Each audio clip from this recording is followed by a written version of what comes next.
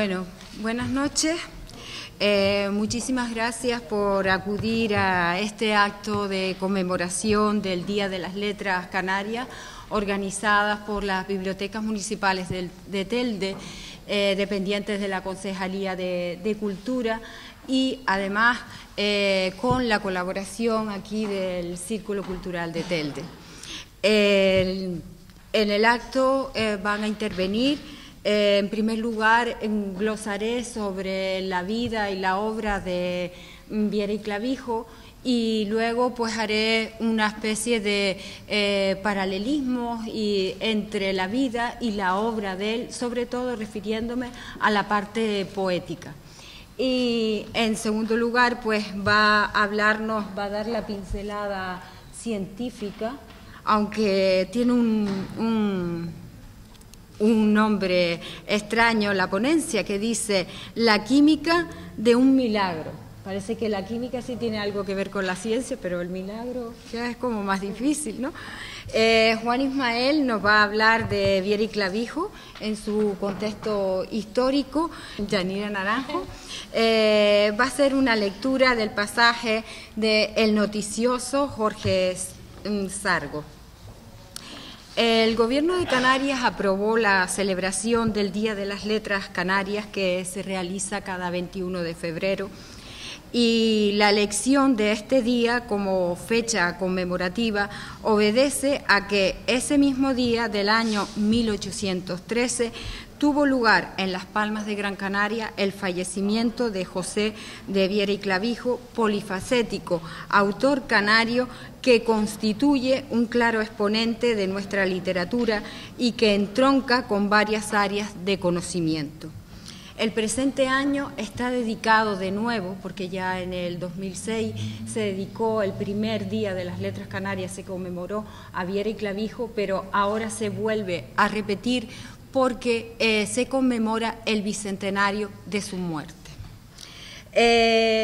La lección ofrece una buena oportunidad para hacer visible la gran actualidad de la obra y la figura de Viera y Clavijo, en cuanto a los procesos de construcción identitaria y aspectos claves de su pensamiento, como son el respeto y el estudio de la naturaleza canaria, el fomento de los recursos naturales, diccionario de historia natural, la redacción de sus noticias de la historia general de Canarias, que constituye una obra singular, tanto documental como monumental.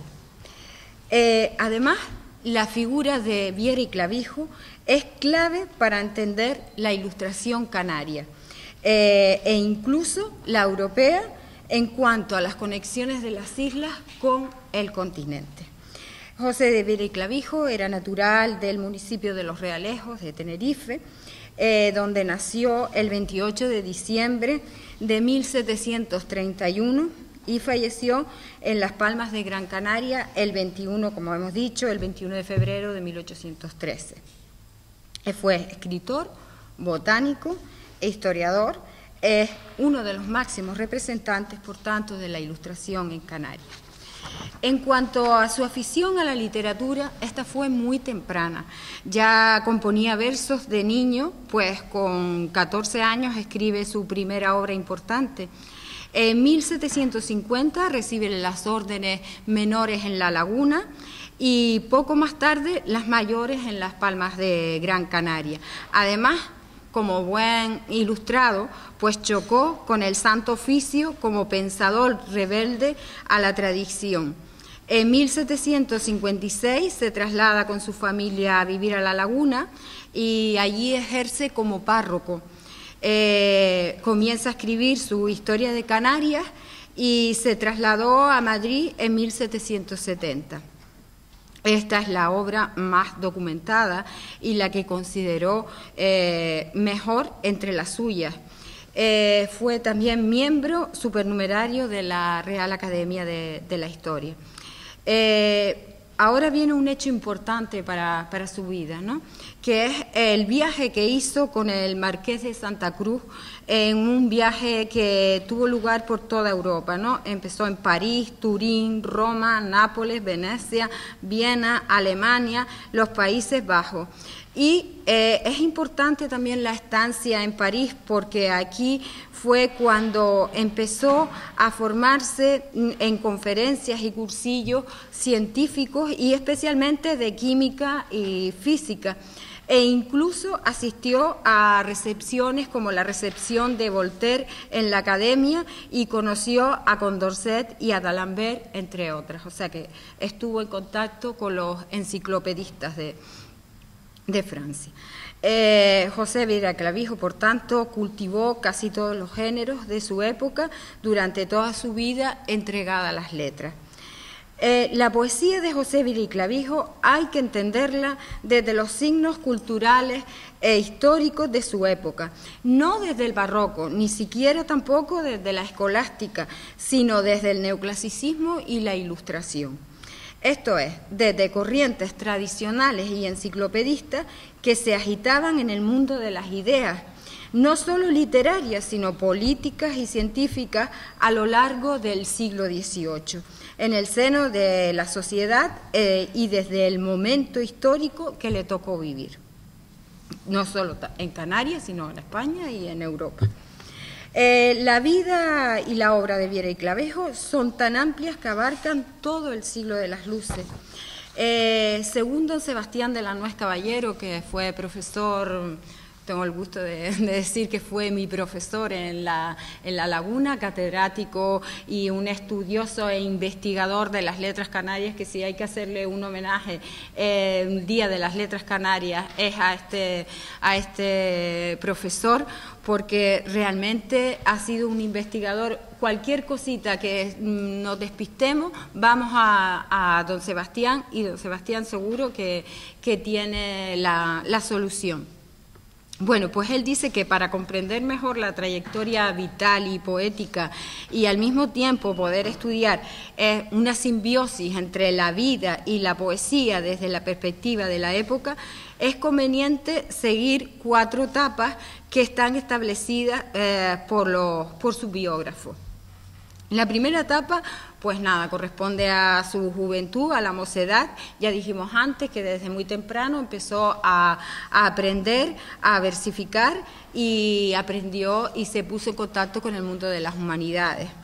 Después de haber tomado las órdenes sacerdotales, como dijimos antes también, sobre todo las mayores en Las Palmas, pues fue cuando empieza, diríamos que empieza su segunda etapa, y de su vida se trasladó a La Laguna, donde asiste a una tertulia importante en aquel momento. Las tertulias del siglo XVIII saben que fue digamos, de suma importancia para el desarrollo de la actividad del pensamiento, ¿no? Y de la historia y de la ciencia, ¿no? Pues en la tertulia de Nava Grimón, en la que pronto llegó a ser, y a pesar de su juventud, el indiscutible animador, tanto por su ingenio como por sus conocimientos generales. A esta etapa de su vida pertenecen composiciones más festivas, satíricas de la obra, y en prosa y también en verso. Una de las obras más importantes de esta época es El Piscator Lacunense, entre las que se puede encontrar poemas que están relacionados con la sociedad lagunera del siglo de las luces. Voy a leerle 2 quintillas para que vean un ejemplo. Qué fortuna hubiera sido, como dice Pedro Baile, para el hombre comprometido que se hubiera metido Eva, monja, y Adán, fraile. Esto hubiera evitado daño y males prolijos. Pero, pues, no han profesado, ¿por qué después del pecado no caparon a sus hijos? Bueno, pues otras composiciones mezclan un poco la ternura, la gracia, y también con bastante irreverencia irónica, con alusiones a acontecimientos de la época. Hay composiciones hechas a la Navidad en este sentido. También pertenecen a este momento otros poemas de tono un poco más solemne y filosófico, como el panegírico elegíaco dedicado a la muerte del célebre personaje, también poeta, el vizconde del Buen Paso, don Cristóbal del Hoyo y Solórzano, y donde se notan claras reminiscencias de los poetas del siglo de oro, por ejemplo, como Quevedo, ¿no?, que es un poeta ascético, y bueno, el comienzo dice así: en fin, en la iglesia, en este hoyo, sin lápida, sin mármol ni epitafio, sin ofrenda, sin tumba y sin escudo, don Cristóbal del Hoyo halló el descanso. En 85 años, ¿qué viera? Pues, pero como este tiempo es momentáneo, él murió confesando que su vida en puro sueño de poco rato, encomendarlo a Dios, tu pasajero, y que es que al sepulcro también vas caminando y sabes que vivir 8 u 80, lo mismo viene a ser tarde o temprano. La tercera etapa de la vida y la obra de Viera y Clavijo comienza con el traslado a la península para iniciar la publicación de esta importante obra que dijimos antes, Noticias Históricas de Canarias, y que este momento coincide con el apogeo de la generación de los ilustrados españoles en pleno reinado de Carlos III, en los que figuran los conocidos nombres del padre Andrés, José Cadalso, Jovellano, Fernández de Moratín y otros. Esta etapa se considera como el comienzo de la época propiamente ilustrada del neoclasicismo.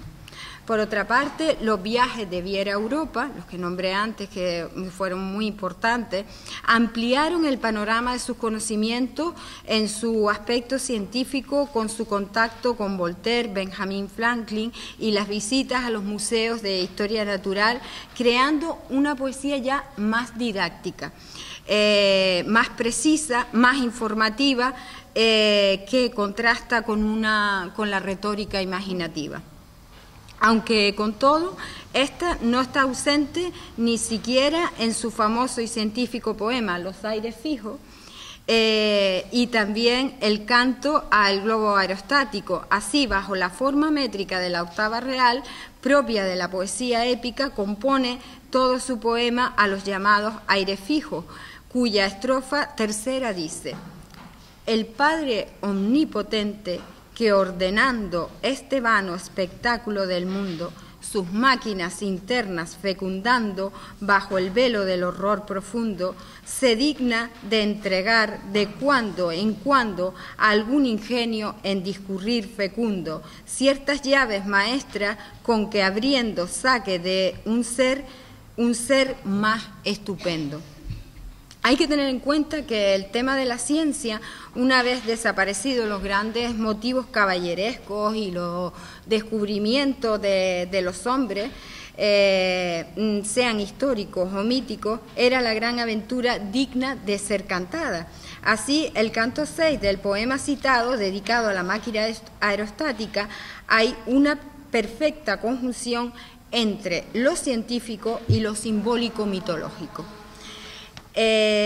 Los meses, esta es una de las obras más representativas que representa la plenitud de Viera y Clavijo, desde el punto de vista neoclásico propiamente dicho, en su variante isleña y del sentimiento del paisaje, como se puede observar en dos pasajes, uno dedicado al Teide y otro dedicado a la selva de Dorama.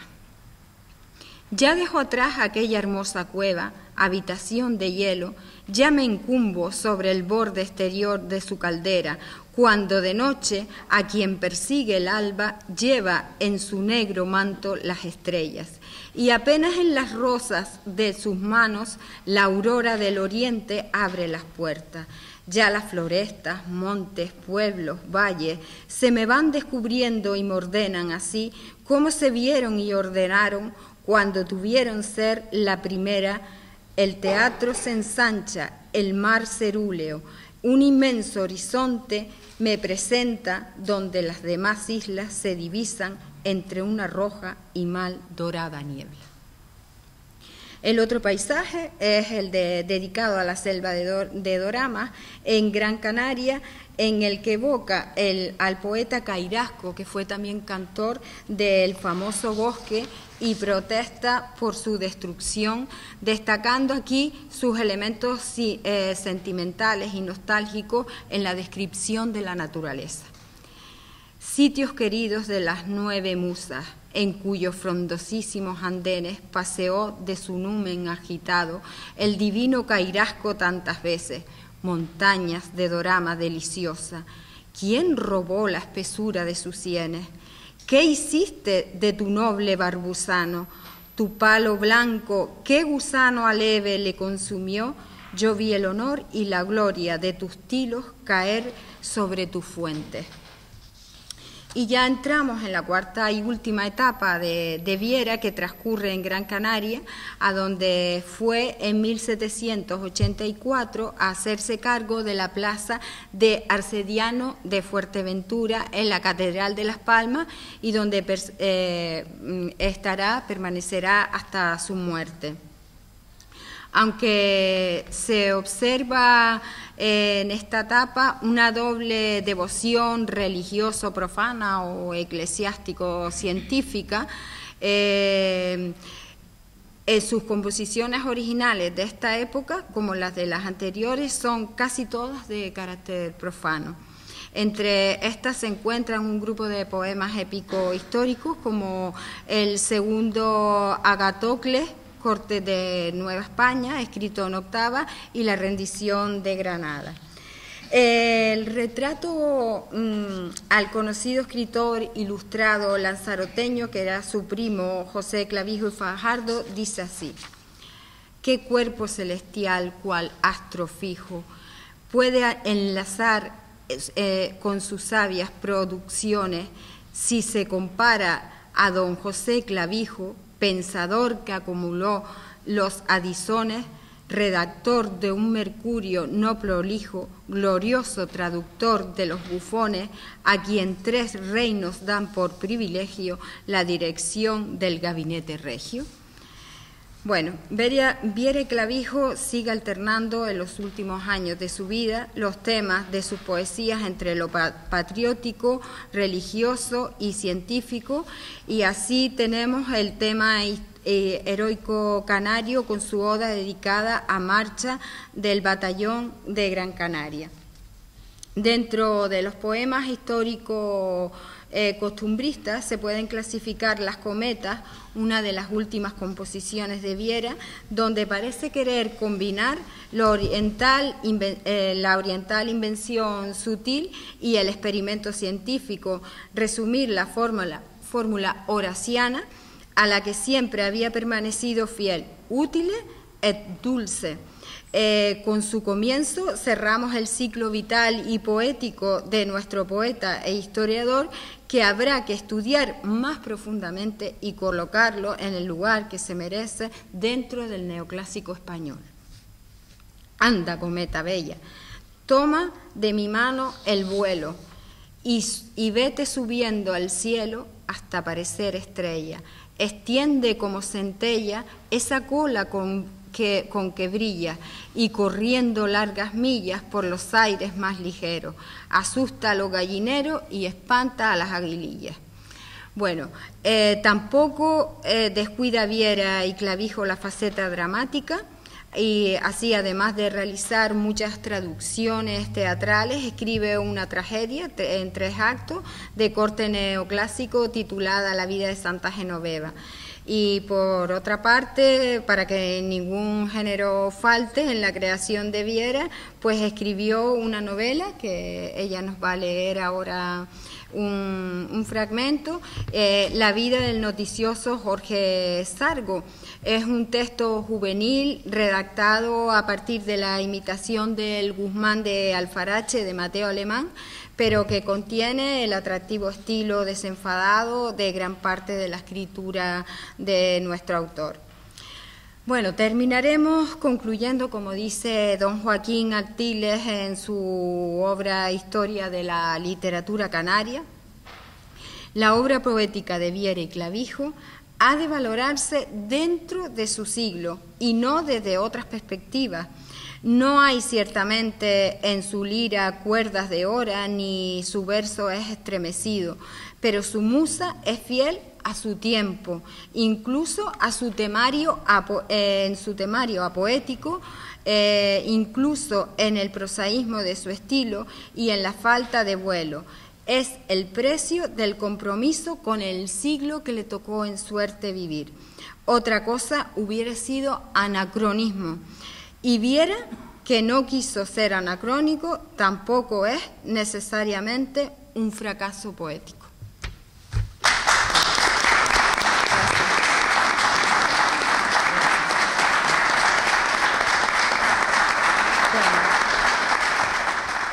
Buenas noches. Me corresponde el honor de presentar la faceta de Viera como hombre de ciencia. Dadas mis aficiones un tanto disolutas unas y otras más disolventes, fue por estas últimas que me aproximé a su obra hace ya algunas anualidades. Lo cierto es que Viera y Clavijo realiza análisis, cualitativos, claro, de las aguas de Teror y de las del Valle de Casares, o de Cáceres, como él dice en sus escritos, como escritura él. Estas últimas tributarias de la antigua fuente de Telde, que estaba en el callejón de la Fuente del barrio de San Francisco. Había asistido durante el mes de noviembre de 1777, exactamente el curso lo empezó el día de San Gregorio, el 17 de noviembre, a las clases de física de Jean-René Sigaud en su domicilio de París, en el domicilio de este señor que impartía clases.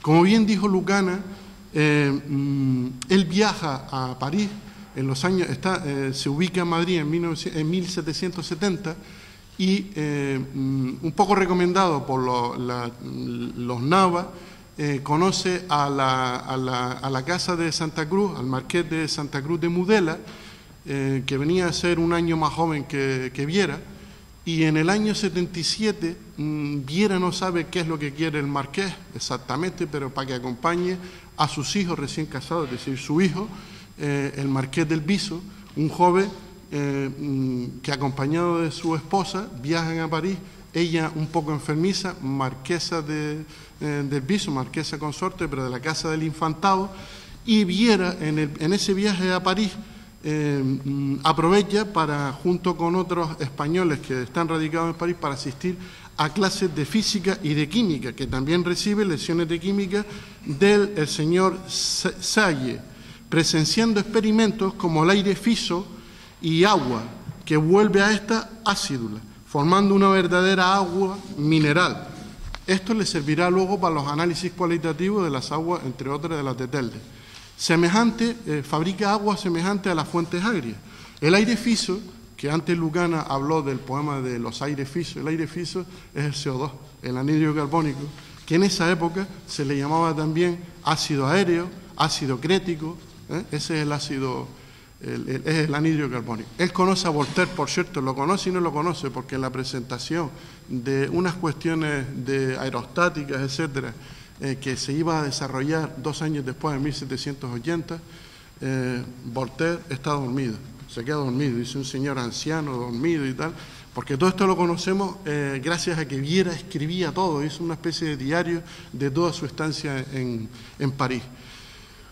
Bueno, como les decía, allí conoce pues todo, estamos hablando en una época que coincide con nuestros conocidos de bachillerato, de Lavoisier, de Presley, es decir, que él está en el meollo del nacimiento de la química analítica. Se habla, por ejemplo, del flogisto, el principio imaginario de estar, que formaba parte de los cuerpos y era la causa de combustión, formaba parte de cada cuerpo, del carbono, de tal, el flogisto, toda una teoría, ese era el oxígeno, no se conocía. El aire mefítico, que aparece en obras, es el azoto o el nitrógeno. En ese mismo viaje, ya el curso de física pues son unas 3 semanas, el de química apenas 10 días, siguen hacia el balneario belga de Spa, aunque los Spa nuestros no vienen de esa palabra. Spa es una ciudad belga donde hay un balneario muy antiguo. El spa nuestro viene de Sanita Peracua de los romanos, ¿no? Los spas de los hoteles. Allí, junto con los marqueses del Viso, estando enferma la marquesa, al final el que realmente está enfermo es el hijo, o sea, el hijo del marqués de Santa Cruz. Regresan, es Viera el encargado de hablar de esa enfermedad, de trasladarla a la familia, en fin, muere, y al año siguiente todavía toma vela, que se dice toma una segunda vela para otro viaje europeo, que es el que le lleva por Italia, etcétera, ¿no? Bueno, pero en este momento yo no es de esto de lo que venía a hablar, sino es la química de un milagro, que es menester que traslade a ustedes.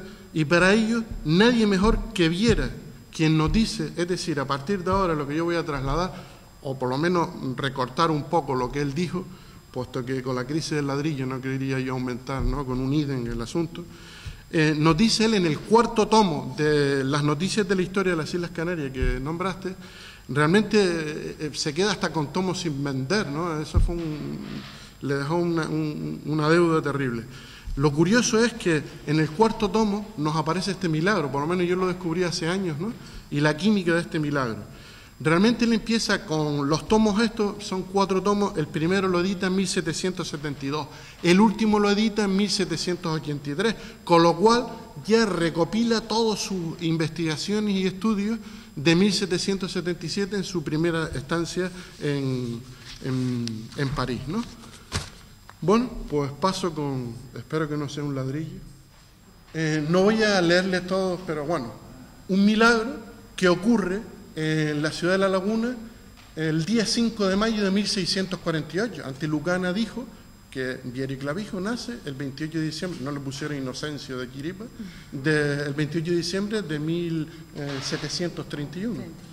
Este milagro, que es el día 5 de mayo de 1648, a las 9:30 de la mañana, estando celebrando misa cantada por una difunta de cuerpo presente en el altar mayor de la parroquia de la Concepción de La Laguna, el licenciado Juan de la Vega Zapata, asistiéndole de diácono el licenciado Francisco de León, al tiempo del ofertorio, hicieron reparo que la imagen antigua de San Juan Evangelista, yo soy de San Juan Bautista, pintado al óleo 50 años antes por un veneciano, en la parte baja del retablo del referido altar, al lado derecho del sagrario, sobre 3 tablas unidas de una madera que allí llaman Borneo, el cual cuadro tiene de largo poco más de 3/4, una cuarta es un palmo, aproximadamente 21 centímetros, estamos hablando de 60 y pico centímetros, y como media vara de ancho, la vara era 83, 84 centímetros, por la mitad, 40 y pico. Repararon, digo, que la dicha imagen tenía la mitad de la frente y del carrillo izquierdo bañada y aún arrollada con algunas menudas gotas que parecían de un sudor claro y resplandeciente.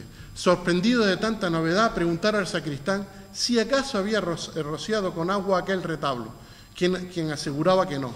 Acudió el licenciado Sebastián Bello, beneficiado de la iglesia, luego que se acabó la misa, atraído de la curiosidad, y extendiendo la mano al rostro del santo, sacó los dedos humedecidos del sudor.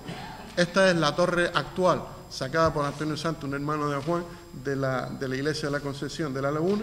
Y entre tanto, con la noticia que se divulgó rápidamente por la ciudad y llamado de intento para que fuese testigo de aquel raro espectáculo, llegó el licenciado don Pablo Gutiérrez Sotomayor, canónigo de Canarias, visitador y vicario general del obispado, por el obispo, en fin. Toda esta gente, repique de campana, se llenó aquello de gente. Le estoy poniendo los testigos del milagro, hasta alguien del Santo Oficio, beneficiado mayor de los remedios, etc. Solo para acabar, decirles que termina, ¿no? Hablando de esto, ¿no?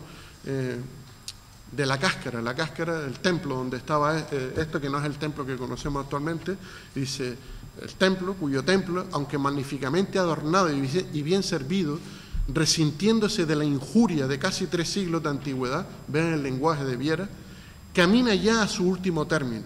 Hace algunos años que se empezó a edificar otro más suntuoso en el mismo paraje, pero habiéndose atendido menos a la solidez que al primor, se supeditó después de muchos gastos porque la pared principal amenazaba ruina. Se suspendió, quería decir. Actualmente se ha emprendido de nuevo la obra que exige fondos considerables. Parece que en el siglo XVIII ocurrían ya cosas que ocurren ahora.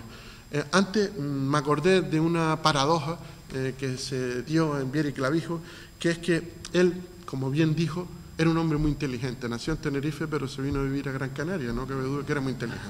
Entonces, él asistió a la tertulia de Nava y Grimón.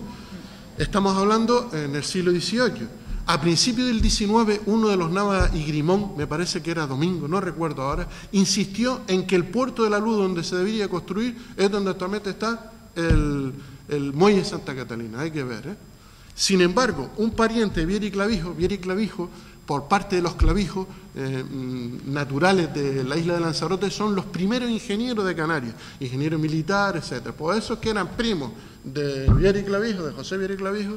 No recuerdo ahora si se llamaba Salvador o Francisco, uno de ellos es el que se emperra como ingeniero militar en hacer el muelle, que conocimos algunos que aquí peinamos canas y otros que ni eso, el muelle de Las Palmas. ¿Recuerdan el muelle de Las Palmas? Yo siempre lo recordaré por la heladería canaria que había allí, pero bueno, en el muelle de Las Palmas se emperra un primo de Viera y Clavijo en hacerlo allí, y sin embargo, un noble de la tertulia de Nava y Grimón fue un profeta en decir que el muelle donde iba es en el Santa Cruz. No quería soltarle un ladrillo, no sé si esto ha sido...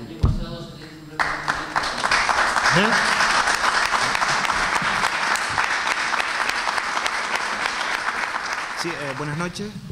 Bueno, me compete pues a mí hacer un contexto histórico de la personalidad de José Viera y Clavijo, hablarles un poco pues de la época en la que él vivió. Bueno, el siglo XVIII pues supuso para España un cambio de dinastía. De los Austrias pasan a gobernar en España a los Borbones, sustituyen a los Austrias, y así veremos pues desfilar a diversos reyes: Felipe V, Fernando VI, Carlos III o Carlos IV. En Canarias, en esa época, pues seguirá una crisis económica y política que se hereda del siglo XVII pues anterior. Y las cosas pues van un poquito pues a mejorar a finales del siglo XVIII, ya con el reinado de Carlos III, como después comentaré un poquito. Fue en esencia un periodo convulso y también un periodo de gran dinamismo. El llamado siglo de las luces empieza en Canarias con fuertes erupciones volcánicas. Hay que recordar las erupciones en Güímar en 1704, en Garachico en 1706, bueno, que la erupción de Garachico eliminó por completo la villa de Garachico, el puerto, fue un desastre total. Pero la erupción más importante fue la que se produjo en el siglo XVIII, en 1730. Erupcionó el volcán Timanfaya y estuvo durante 7 años pues echando lava. Incluso esas erupciones explosivas que produjo pues se oían pues en la isla de Tenerife, comentan las crónicas. Bueno, en esos años, la primera mitad del siglo XVIII, fue un año donde Canarias fue el centro de continuos ataques piráticos, sobre todo procedentes del norte de África. Fueron piratas berberiscos, pero también piratas ingleses, que a partir de 1715, cuando España entró en guerra con Inglaterra, en la famosa guerra de sucesión de la corona española, pues Canarias fue el foco de ataques continuos, ¿no? Esos ataques van a provocar pues un corte del tráfico marítimo que posibilitaba que Canarias exportase pues vino, como lo hacía en los siglos anteriores, el famoso Malvasía canario, el vino, y produjo una crisis importante de la economía canaria, del producto de exportación. No solo se producía vino, se exportaba cochinilla, se exportaba horchilla y demás. También se introducían productos procedentes de América, también productos consecuencia también del contrabando, del mercado clandestino. Y esto produjo una crisis importante, ¿no? También el comercio con América, Canarias sufrió también los gravámenes y los impuestos que imponían pues, los productos americanos, y esto pues produjo también que las autoridades canarias elevasen muchas peticiones a la Corte Española para que eso no sucediese, para que se produjese pues, un libre comercio con Canarias y América. El siglo XVIII también es el siglo del hambre de tierras. Durante el siglo XVIII se sabe que se desató pues, un deseo generalizado de poseer tierras por parte de los pequeños propietarios. ¿Por qué? Porque la tierra pues, y el agua era la única fuente para poder sobrevivir. y había pues una opresión hacia estos elementos vitales. Especialmente, bueno, las causas hay que achacarlas a siglos anteriores, como siempre, ¿no? Al desigual reparto de las tierras, y también pues a un campesinado pues que vivía en la miseria. Como consecuencia pues hubo conatos, luchas, violencias, azonadas, revueltas campesinas, revueltas de base, y también se produjo pues una emigración pues constante pues a América. Eso se ve mucho en los protocolos notariales y demás. Y aquí en Telde conatos hubieron muchos, tanto por la tierra, porque las cosechas no llegaban a alimentar a la población, porque se juntaban con crisis, con sequía, no llovía tanto. Y aquí en concreto, pues en Telde, ya para centrar las cositas y para dar un poquito de anécdota, no hay que olvidar los conflictos que se produjeron entre Telde y Valsequillo, entre la heredad de agua, los grandes propietarios aguatenientes y la oligarquía, con los vecinos de Valsequillo. Hubieron azonadas, revueltas, muertes, y conflictos entre herederos, arrendatarios de la zona de Telde, con los vecinos y milicianos fueristas de Valsequillo. De todo eso se ha documentado mucho. Suárez Grimón, el profesor de la Universidad de Las Palmas, ha documentado este hecho, por ejemplo, y bueno, el asunto terminó en los tribunales de justicia, y bueno, y lo que está claro es que el que tiene el poder, pues siempre el grande pisa al chico, y eso sucedió también, y la heredad de agua ganó el pleito. Heredad de agua versus oligarquía y terratenencia, ¿no? Bien, en el siglo XVIII, como antes comenté, pues bueno, se nutre pues la economía canaria de la exportación también de vinos, aguardientes, barrillas que entran en crisis, ¿no? Por el corte del suministro del tráfico marítimo. Bueno, eso significaba muy poco para cubrir las necesidades de los productos de exportación en una población que, como dije, pues crecía y que no acaparaba pues un suelo agrícola de gran extensión. La mayor parte de las tierras, las mejores, pues se encontraba en manos de la aristocracia y la burguesía comercial, pues esta que estaba relacionada pues con los puertos. Pero va a ser a partir de 1760 ya, con Carlos III pues en el poder, cuando empiezan las islas, una época pues renovadora y liberal, pues reflejo de la política ilustrada de este mismo rey, que se traduce en medidas modernizadoras. Es en esta década de los 60, hay intentos incluso de trasladar a la audiencia a Tenerife, que no consiguieron. Y se produce también un hecho importante, que fue la expulsión de los jesuitas, ¿no?, en sus conventos de las islas.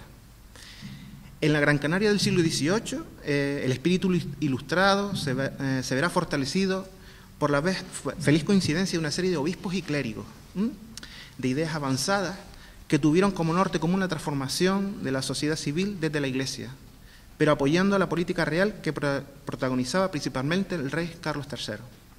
Estos obispos, que se sucedieron entre 1769 y 1816, y que conoció Viera directamente, pues fueron Juan Bautista Cervera, Joaquín de Herrera, Antonio Martínez de la Plaza, Antonio Tavira y Manuel José Verdugo.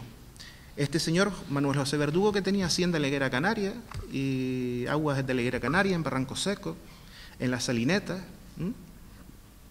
Bueno, este espíritu ilustrado, a este espíritu ilustrado se va a sumar un poco la sociedad de la época, con la creación, como se decía en aquella época, de establecimientos útiles, en pro de la búsqueda del progreso para una sociedad pues muy necesitada en aquel entonces.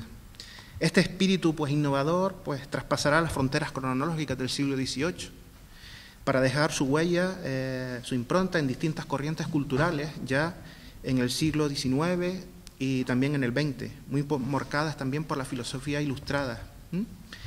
También fructificará este espíritu en distintas instituciones, como las Reales Sociedades Económicas de Amigos del País, etcétera.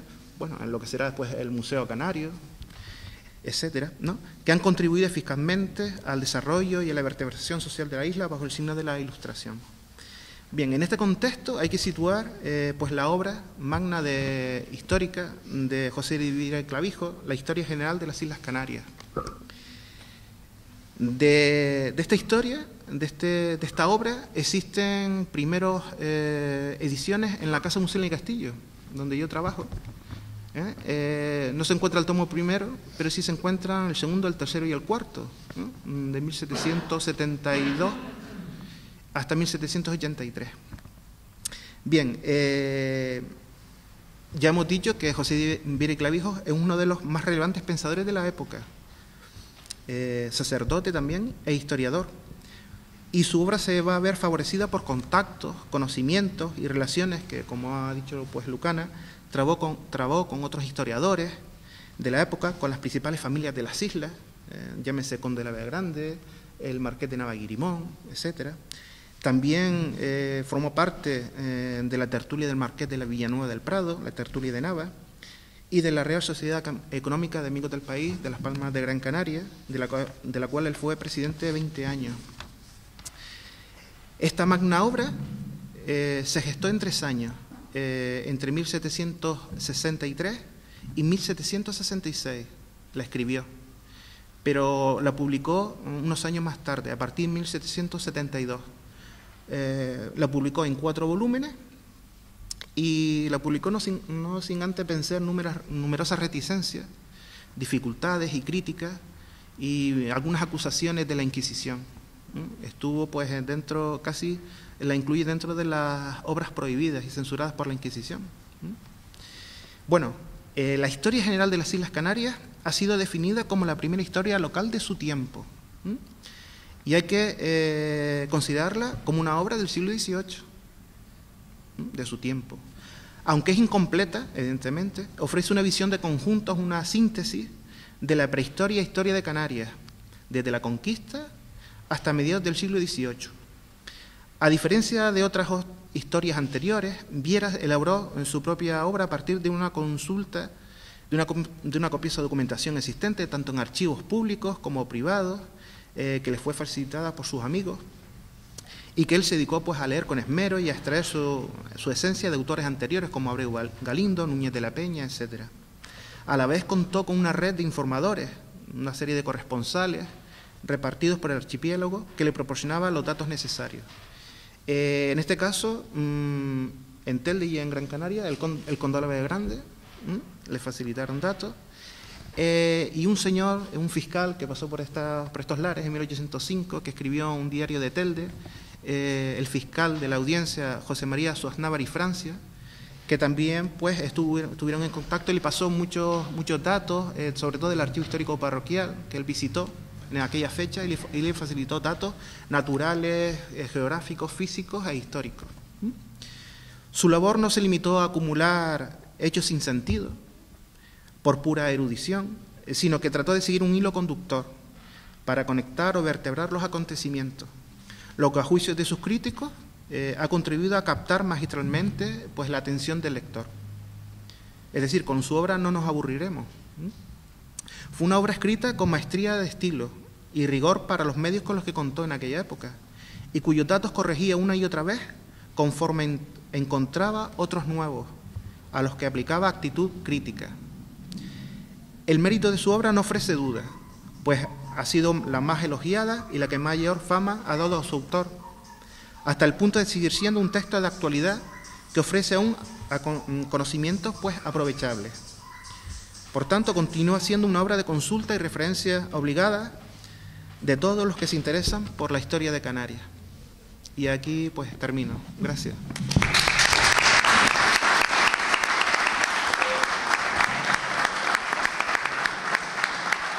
Pues buenas noches, en primer lugar. Agradezco a mis compañeros ponentes el haberme invitado a este acto. Y bueno, voy a hablarles de la vida del noticioso Jorge Sargo. Les voy a leer algunos fragmentos que escogí, pero antes, si me lo permiten, quisiera comentarles algunas curiosidades del libro, ¿vale? Y un poquito así nos nutrimos un poquito más. La novela que hoy nos ocupa, La vida del noticioso Jorge Sargo, es el único texto narrativo, como muy bien dijo la compañera, que de Viera y Clavijo ha llegado hasta nosotros, aunque según noticias del propio autor en sus memorias literarias, escribió también una segunda parte de la historia del famoso predicador Fray Gerundio de Campasas, en que se trata de cómo, abandonando la carrera de los sermones panegíricos, echó a misionero. Bueno, la existencia de esta novela es antigua. Muchos estudiosos que se han acercado a la personalidad del autor la citan. También se comenta en las mismas memorias literarias que escribió Viera y Clavijo, pero el acceso a la novela es relativamente reciente, porque se hizo una edición divulgativa en 1983, que es este libro que tenemos aquí, la edición es de 1983, y transcriben una copia del manuscrito original. Les tengo que decir que el texto se halla incompleto, porque faltan hojas al principio, en medio y al final. Les voy a comentar un poquito el libro, La vida del noticioso Jorge Sargo, con respecto a la novela picaresca española, porque muy bien comentó la compañera también, el propio Viera justifica su obra ligándola al esfuerzo de sus obras precoces y porque había leído con gusto la historia de Guzmán de Alfarache y entonces tenía 14 años. Guzmán de Alfarache es una novela picaresca escrita por Mateo Alemán y publicada en 2 partes. La primera de ellas en Madrid en 1599, o sea, mucho antes de que Viera escribiera este libro. Por tanto, el libro no es original, es una copia de la novela de Guzmán de Alfarache, que tuvo mucha popularidad en su época y que Viera y Clavijo copió, pero con la originalidad que lo trasladó a el costumbrismo de Tenerife, ¿no? Entonces, en la obra, aparte de que la hizo mucho más ligera y mucho más amena, podemos encontrar la originalidad en argumentos y aporte costumbrista, como les estaba diciendo, ¿no? Por ejemplo, el paisaje y los pueblos que recorre, que son en Tenerife. También describe la vestimenta de los caballeros de la época. Yo cuando me leí el libro me encantó, porque encima tiene ilustraciones del propio autor, ilustraciones hechas por él a mano, ¿no? Y puedes ver eso, la vestimenta de los caballeros de la época. Da datos sobre comidas habituales de esa época, como por ejemplo cabritilla frita, pan y vino, pan sobado, tortilla con su ensaladita y traguito de buen vino, pierna de pollo y punta de rapadura, caldo lavado, que da detalle de los ingredientes del caldo lavado, jamón de la costa, y el jamón de la costa era el pescado salado, jamón de la costa, pescado salado, higuitos pasados o pasas, guindas, ciruelas, duraznos y albaricoques. También nombra frases como por ejemplo la frecuencia de paisanos que se van a India, datos curiosos que me llamó la atención, o la distancia en la referencia al resto de España, propio de las islas, ¿no? Como nombraba un español, en vez de decir un peninsular, ¿no? Un español. También tiene señales del léxico característico de las islas y nombra dulces en vez de decir pasteles, gaveta, gavetilla. La curiosidad de la palabra sorrogándose, que en peninsular sería introducirse solapadamente, o de expresiones habituales, populares en la época, como tendido, como un tasarte. ¿Quién será este San Borondón? Que era un hombre que iba y venía y desaparecía, ¿no? Iba y venía. Y parecía un marqués de Adeje. También la frecuencia de comparaciones marinas, propia de nuestras islas, y la propensión frecuentísima del diminutivo como ponderativo.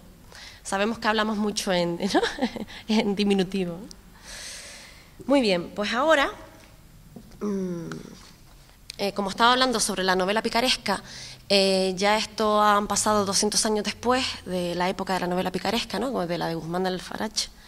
Y aunque es más o menos así una réplica, ya no sería este libro una novela picaresca, porque únicamente la intención del autor era como la del divertimento, ¿no? La novela picaresca tiene otros objetivos que no vamos a hablar aquí ahora de la novela picaresca, pero la del autor simplemente fue el escapismo o la aventura, ¿no? El divertimento. Les voy a comentar un poquito así del resumen del libro, antes de leerles algunos fragmentos para irlos introduciéndolos solapadamente en el libro. Y les digo de qué va. El protagonista y narrador, Jorge Sargo, dedica los primeros capítulos de la novela a dibujar los años de la infancia de su personaje, que nace en el Puerto de la Cruz, que es adoptado por un matrimonio sin hijos y que vive unos primeros años felices. A los 6 años va a la escuela, de la que huía con frecuencia, pero a los 8 años muere su padre adoptivo y, acuciado por la necesidad, inicia una vida de pilluelo, de ambulante por distintas localidades de la isla de Tenerife. Y se completan en él muchos y diversos episodios aventureros del cada vez más apicarado protagonista en diversos puntos del recorrido. Como los demás pícaros de su calaña, Jorge Sargo es un desgraciado. Los momentos de fortuna son pocos. Rico y pobre, libre o preso, con suerte en el juego o expoliado por otros fulleros más listos, casado y burlado, siempre hambriento. Conoce lo que hay de bueno y de malo en lo que va haciendo y ruega a sus oyentes que no le imiten. Y el mismo protagonista cita: no soy santo para que tú lo seas, y cuento mi mala vida para que tú te la pases buena. Mírate en el espejo de mi vida para que tú mates el gusano de tu mala conciencia. Y ahora sí que les voy a leer algunos pequeños fragmentos, ¿vale? Empecé desde el principio del libro para que vayan introduciéndose, y como opinión personal les recomiendo que se lean la novela, la pueden conseguir aquí en esta biblioteca. Y es una maravilla, está escrita en castellano antiguo, es un poquito difícil de leer, pero bueno, es una maravilla, es muy simpática, ¿vale? De este capítulo, que introduce al lector en el conocimiento de la patria y padres de Jorge Sargo, falta casi todo el manuscrito, pues la hoja primera del mismo está arrancada. Lo que queda es lo siguiente: me llevó a su casa, ahora también la mía, pero no hay mal que venga por bien, pues como no tuviesen hijos, me adoptaron por suyo, con inexplicable contento, que cada vez que me lo contaba mi madre, no podía menos que testificármelo sus lágrimas. Me bautizaron y pusieron por nombre Jorge, y me han estimado tanto cuanto en adelante verás. Ya, amigo lector, ves, no sé dónde nací. La furia de un viento, y aquí les tengo que decir que el viento se refiere a una ventosidad, no el viento, sino una ventosidad. La furia de un viento me parió en una plaza. Y sabes también quiénes son mis padres putativos, tan caritativos. Y conoces el descuido que tuvo mi madre natural, quien quiera que sea, pues no me resguardó de la furia de tan feroz viento, pudiendo con razón llamarme Periquito el del Sarmiento. Y aquí les hago otro inciso, porque el dicho de Periquillo el de Sarmiento, no sé si lo conocen, el dicho que termina diciendo que se fue a cagar y se lo llevó el viento. Bueno, ahora es otro capítulo que ya trata de la crianza del noticioso Sargo. Era mi dicha madre blanca, frescachona y de no mal cariz semblante, que parece que en su tiempo presumió, mas como todo, acaban los años. Ya yo la conocí comenzándosele a encuevar los ojos, que es lo primero que la mujer cerca de los 50 muda. Mi padre era menudito de rostro y de tan flaca complexión que parecía mantenido con alpiste, mas como me quería tanto, no quiero corresponder con hablar mal de él. Esto es en lo aparente, que en lo intrínseco, os aseguro, eran buenos cristianos a todas luces. Mas de mí puedo hacer de mi capa un sayo, porque cada uno es dueño de servirse en sus calzones. Y aquí les añado otro inciso, y les comento el dicho de hacer de la capa un sayo, ¿no? que es hablar con absoluta libertad sin dar cuentas a nadie de la potestad propia. Así que él podía hacer de su capa un sayo. Como me adoptaron por su hijo, presumían en portarme y vestirme como tal, babándose conmigo, y un meneo que hiciere con la mano les parecía la mayor gracia, y abriendo la boca daban unas risas tremendas, mas no era su amor para dejarme salir con el gusto, sino que con más interés me doctrinaban, imponiéndome con tanto desvelo que lo que me permitía la edad sabía más. Ahora les comento otro fragmento de otro capítulo, el capítulo 4, en que cuenta la muerte de su padre. Callara, amigo mío, este capítulo, a no ser tan necesario a mi intento, pues el sentimiento aún en el día de hoy me amilana, desanima, y se me arrasan los ojos en lágrimas, mas como Dios lo dio, así mismo lo quitó.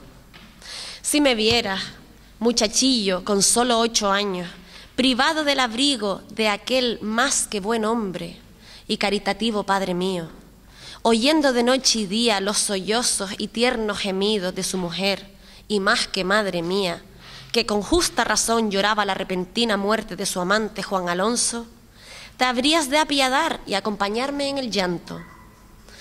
Padecía mi tan nombrado padre de la dura enfermedad de piedra, y yo estuve buscando por internet eso de la enfermedad de piedra, y encontré en una página de medicina sudamericana que, como todos pensamos, la enfermedad de piedra son los cálculos de orina, ¿no? Las piedras en el riñón. Y como le asaltase muy vehemente, no tuvo resistencia a su delicadeza y expiró. Otro dato curioso sobre esta enfermedad, decían en la antigüedad que se asociaba al hecho de realizar grandes esfuerzos sin haberse alimentado debidamente. De ahí a que el padre parecía que estaba alimentado con alpiste, ¿no? Pobre hombre. De mi llanto y días de exequias, honras fúnebres, no hablemos. Solo quiero que me atiendas tan muchacho con una madre de 54, imposibilitada de ganar para comer un bocado, y yo sin saber que son trabajos. A los primeros días vendimos algunas alhajitas de la casa, hasta que se acabaron totalmente. Y como no comiese, por no tener qué, cierto día me parecía que moría, pues no sabía de tales fatigas, y como estuviese con el duelo de mi padre, más me amancillaba, que los duelos con pan son buenos. En fin, que si alguna caridad no nos hacían, no comíamos, y como el que no come more, solo pensaba en eso. Hasta allí con el dinero, fui criado con bastante delicadeza, mas como aquel se acabó, cada uno salía por donde podía, porque mi madre puso su venta y yo me eché a hacer mandados a quien me llamaba. Quédese esto aquí, que aunque ya pobre, todavía no he perdido la vergüenza, y si me dan licencia, aquí descanso. Ahora, si quieren, les leo otro fragmento, porque aquí ya dice cómo se ingenió para comer. El protagonista, como el título de la obra indica, se llama Jorge Sargo. Viera declara la causa porque le llamaron de esa manera, haciéndolo hablar a su héroe lo que sigue. Yo quisiera, mi amigo, no contarte mis desgracias, sino que supiese solamente lo que no me hiciera poner colorado. Mas yo, que te cuento mi vida, sabrás lo inconstante de la fortuna. Ya tienes muerto a mi padre y a mi madre vendedora, que te aseguro que me avergonzaba que tuviese tal oficio, y estuviese determinado a dejarla. Mas lo desproveído que estaba no me dejaba seguir mi pensamiento. Y te ruego consideres los proyectos que yo haría para comer. Imaginaba 1000 modos al ponerlos en ejecución. Eran unos imposibles, porque del dicho al hecho va mucho trecho. Y el que puse en ejecución fue el siguiente, que te ruego escuches. Bien considero, estarás con bastante confusión, sin saber por qué me intitulan Sargo, mas este es caso de mi alcuña, apodo. Suponiendo mi desnudez y desbaratado vestido, por no tener quien me lo diese, pues mi madre ya me desatendía, no me era difícil en entrarme en los habitados bajíos a pescar, vestido, Y queriendo un día mi fortuna, cogí tanto de los peces llamados sargos que pude cargar serones. Serones son las cestas estas, ¿no? De esparto, de mimbre. Mas quitáronme la ganancia, pues dando yo cuenta del puesto de mi pesca, cogieron los pescadores infinitos. Y como les di la noticia del paraje, me pusieron el sargo de la noticia, o el noticioso sargo, quedándose asimismo los de este puerto de la Cruz con el apodo de sargos, con los que aún son conocidos. Bueno, como curiosidad también, decir que el sargo, el pez sargo, tiene mucho arte para comer el cebo sin caer en el anzuelo. Así se asemeja un poco al personaje del pícaro, ¿no?, en este libro. Y también se utiliza la palabra sargo como sinónimo de pícaro, para calificar a una persona hábil en hurtar responsabilidades. Pero decirles que tal denominación, el sinónimo de sargo con pícaro, se vino a conocer después de que Viera escribiera el libro. Al igual que pasó con el Lazarillo de Tormes, ¿no?, que se le llamó Lazarillo a las personas que acompañan a los ciegos, fue posterior a la novela Lazarillo de Tormes.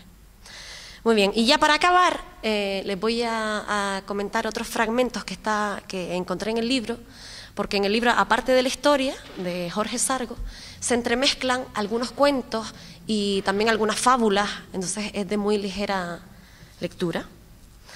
Y como estamos ahora con la crisis y estos temas que nos incumben, les voy a leer un fragmento que ya verán que es una maravilla. Dice: ahora me acuerdo de lo que oí decir a un anciano, hablando de los corrompidos vicios de los hombres, que si preguntaran hoy en día qué quiere decir cristiano, había de responder: hombre que tiene dinero, porque está tan arraigado en los humanos corazones el vicio del dinero, que solo el que lo tiene es tratado como tal, mas el pobre de todos es despreciable. Y para que lo veas, escucha. Y ahora, como último, si me permiten, sí, ¿verdad? ¿Se me permite? Vale. Es que se me apetece porque es el último mejor, ¿vale?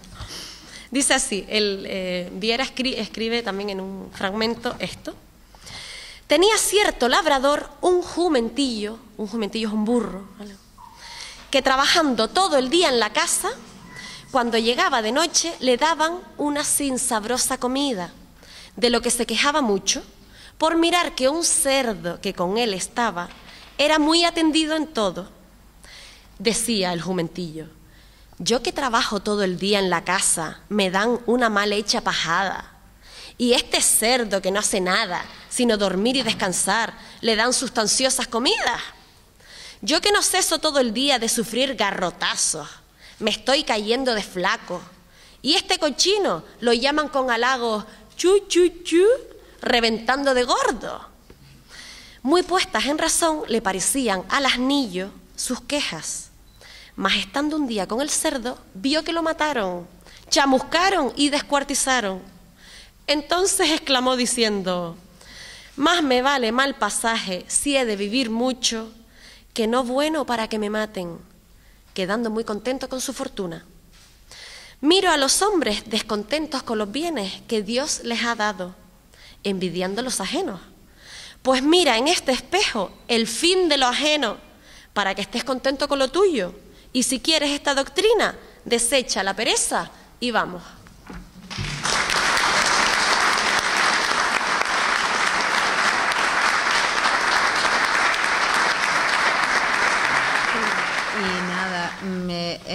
Muchas gracias a Yanira, muchas gracias a Ismael, muchas gracias a Fernando, y creo que esta noche ha sido una espléndida noche para recordar a Viera y Clavijo, y que siempre quedará aquí entre nosotros el momento estupendo que hemos pasado. Muchísimas gracias a todos y muchísimas gracias a todos los que han organizado. Es decir, a las bibliotecas de Telde, a la Concejalía de Cultura y a todos en general. Pues, y al Círculo Cultural, por supuesto, por haberse implicado en este evento. Muchísimas gracias y buenas noches.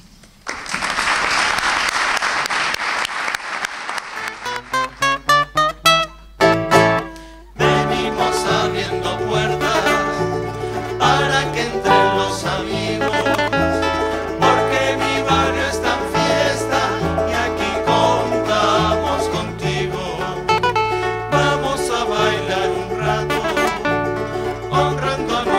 patrones.